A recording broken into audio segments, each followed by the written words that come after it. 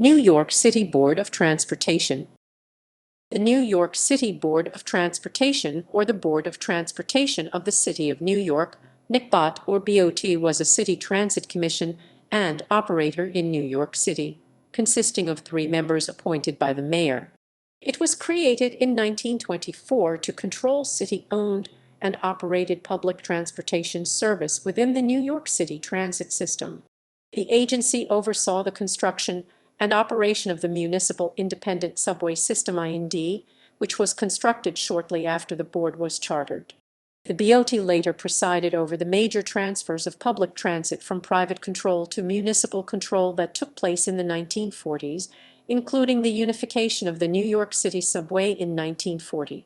In 1953, the board was dissolved and replaced by the state-operated New York City Transit Authority, now part of the Metropolitan Transportation Authority (MTA).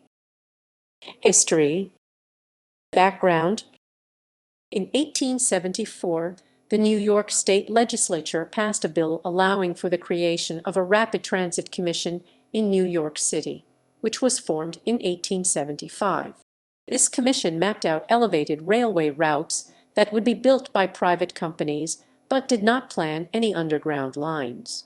In 1889, Mayor Hugh J. Grant created a 5-member rapid transit board to lay out lines in the city. In 1891, the state legislature passed the Rapid Transit Act, allowing the government of New York City and all cities with a population of over 1 million to create a board of rapid transit railroad commissioners, which would dictate the expansion of rapid transit facilities within the city. The government could issue bonds in order to fund rapid transit for the city. That year, a 5-member rapid transit board was created for the city, called the Board of Rapid Transit Railroad Commissioners. The board received bids for a municipal underground rail line, but no bids were selected. The board was abolished in 1894 by the state legislature due to its failure to create a subway line. It was replaced by a new board whose members included the mayor of New York City. That year, the New York City government issued a referendum stating that future rapid transit lines should be municipally operated as opposed to issuing franchises to private operators. In spite of this, the initial subway lines to be operated in the city, the first subway opened in 1904, and the initial portion of the Center Street Loop to Essex Street opened in 1908, were privately operated by the Interborough Rapid Transit Company (IRT) and the Brooklyn Rapid Transit Company (BRT) respectively. The initial 1890s Transit Board was replaced in 1907 by the state-run New York Public Service Commission (PSC). This agency would oversee the Jewel Contract's subway expansion, which led to the construction of new lines for the IRT and BRT. Creation and subway unification. Until 1924, municipal public transportation actions originated primarily from state-controlled agencies, including the 1891 and 1894 Rapid Transit Boards, the PSC, and most recently the New York State Transit Commission, which was created in March 1921. Following the creating of the State Transit Commission and the re-election of Al Smith as governor of New York in 1922, then Mayor John Francis Hylan and future mayors Jimmy Walker, then a state senator, and John P. O'Brien. Hylan had been both an opponent of private transit operation, particularly that of the Brooklyn Manhattan Transit Corporation (BMT), the successor to the BRT, and a political opponent of Smith. Hylan also had his own plans for a city-operated subway system. In 1924, the New York City Board of Transportation was created by the New York City Board of Estimate following a bill passed by New York State Legislature. The Board of Transportation was responsible for mapping and constructing new rapid transit lines, carrying out the powers dictated in the 1891 Rapid Transit Act, while the State Transit Commission would continue to oversee the privately operated systems. The bill had been deadlocked in the State Assembly for 2 years until a compromise bill was introduced in February 1924 and passed on April 11 of that year. Governor Smith signed the bill into law on May 2, and the BOT assumed power on June 1. The board's first chairman was John Hanlon Delaney, one of Highland's top advisors, who had been the Transit Construction Commissioner since 1919.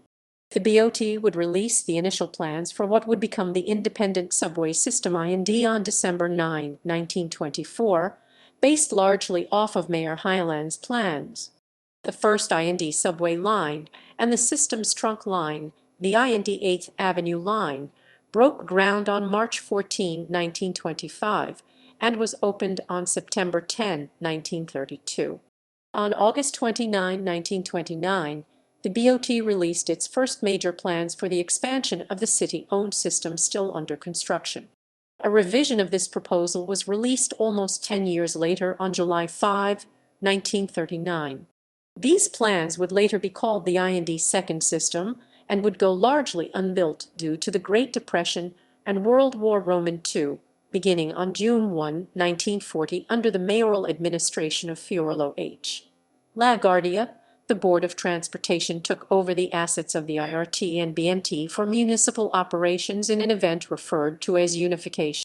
The event placed the three rapid transit systems IRT, BMT, IND under a single operator. The BOT also inherited the BMT extensive surface transit network in Brooklyn and Queens, which consisted primarily of streetcar lines along with a few electric trolley coach and diesel-powered bus routes. The BOT proceeded to close the IRT-operated 2nd and 9th Avenue elevated lines in Manhattan and the BMT-operated 3rd and 5th Avenue elevateds in Brooklyn. On December 15, 1940, the IND 2nd Manhattan trunk line, the IND 6th Avenue line, was completed.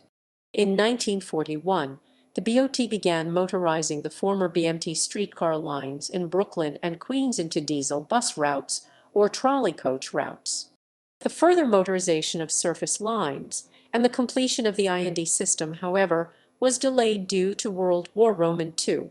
Unification made the Board of Transportation the largest public transit operator in North America, in addition to being one of the few systems under public ownership at the time. Following the end of World War II, the BOT resumed subway construction. On February 23, 1947, the Board of Transportation assumed the bus routes of aisle transportation in Staten Island. On March 30, 1947, the BOT took over the North Shore Bus Company in Queens. Both companies could not operate on the mandated 5-cent fare and went bankrupt. This gave the city control of the majority of surface transit in Brooklyn, Queens, and Staten Island. It also created three distinct surface transit divisions: the Brooklyn Bus and Trolley Division, the Staten Island Bus Division, and the Queens Bus Division. On September 24, 1948, the BOT took over the East Side Omnibus Corporation and Comprehensive Omnibus Corporation in Manhattan. At this time, the BOT resumed motorizing trolley lines and proceeded to construct new storage and repair facilities. It also purchased new buses to either replace streetcars or the dilapidated buses inherited from private operators. Decline. Following an artificial operating surplus during World War II, brought on by gas and rubber rations leading to increased mass transit usage, the Board of Transportation had its first operational deficit in 1947, amounting to $18 million. On March 30, 1948, Governor Thomas E. Dewey signed legislation to allow the BOT to increase fares with the approval of the New York City mayor. On July 1, 1948, the Board of Transportation raised the fare for its rapid transit system from 5 cents to 10 cents, with the approval of Mayor William O'Dwyer. The nickel fare had been in place in the subway system since October 27, 1904, a period of 45 years, and was one of the main provisions of the Jewel contracts. New York City was the last major city to have a 5-cent fare. The BOT also created 14 new free transfers between the formerly separate subway divisions. The fare increase was put forward due to increasing debt, inflation in the post-war period, expenditure on new subway routes, equipment and facilities, and maintenance of the existing system, which was in disrepair. In addition, city planner Robert Moses pushed for the fare increase to allow more city funding to go towards highway development, while Transport Workers Union of America leader Michael J. Quill supported the fare hike in order to give transit workers a 30-cent per hour wage increase. In 1950, the fare of BOT surface transit was also raised to 10 cents. Upon the initial 1948 increases, a 12-cent fare had been put in place for a combined trip on the subway and either bus or trolley, but this was eliminated on July 1, 1952.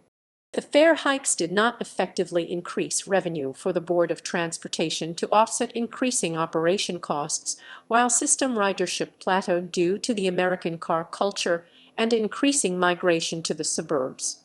After 2 years of financial surplus, the BOT experienced a $1.02 million deficit in 1950 and a $24.08 million deficit in 1952.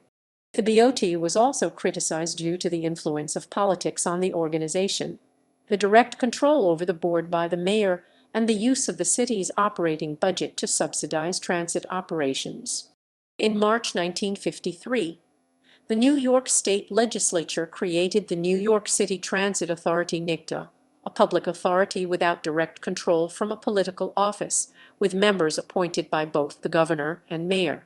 Governor Dewey signed the bill approving the creation of the TA into law on March 20, 1953. On June 15, 1953, operation of the New York City transit system was turned over to the Transit Authority, with the Board of Estimate leasing the system to the TA for a period of 10 years. The Board of Transportation, meanwhile, was dissolved. The new Transit Authority was modeled after the existing Port Authority of New York and New Jersey and Triborough Bridge and Tunnel Authority, the latter of which is also now part of the MTA. Headquarters. The Board of Transportation's final headquarters was located at 370 J Street, at the northwest corner of J Street and Willoughby Street in the modern Metro Tech Center of downtown Brooklyn. The building is bound by Pearl Street to the west and was formerly bound by Myrtle Avenue at its north end. This portion of the street has since been demapped. The 14-story office building was designed by architects William Hoggard and Andrew J. Thomas in post-war modernist style. The building is L-shaped, the long side along J Street and the short side along the former Myrtle Avenue. The outer facade of the building consists of white limestone, with 420 square and uniformly arranged casement windows. The building was intended to serve as the central headquarters of the BOT. The building housed 2,500 employees from several divisions of the board, including the remainder of the building not used by the BOT would be rented out. The ground level of the building at J and Willoughby Streets is designed with numerous columns forming an arcade. Hoggard, the lead designer, had drafted the design prior to World War II. Within the arcade and adjacent to the building are several entrances to the J Street Metro Tech subway complex, which consisted of 2 separate stations when the building was constructed. The location was selected in order to be in close proximity to the lines of all 3 subway divisions, in order to collect fares by a money train. Passageways from the subway stations, including a visible door in the J Street I&D station, lead to a money sorting room in the basement of the building. Ground broke on the site on October 8, 1948. The building was erected at a time when many other BOT transit facilities were also being built. The headquarters opened on April 1, 1951, just 2 years before the BOT ceased existence and after the death of Hoggard. It cost $10 million to construct. The BOT proceeded to vacate its former headquarters, one at Hudson Street at the entrance to the Holland Tunnel in Hudson Square, Manhattan, and the other in the former Paramount Theater in downtown Brooklyn. Following the dissolution of the BOT, the building was used by the Transit Authority as its headquarters and later used by the MTA, with some space rented out to other organizations, including the New York City Police Department.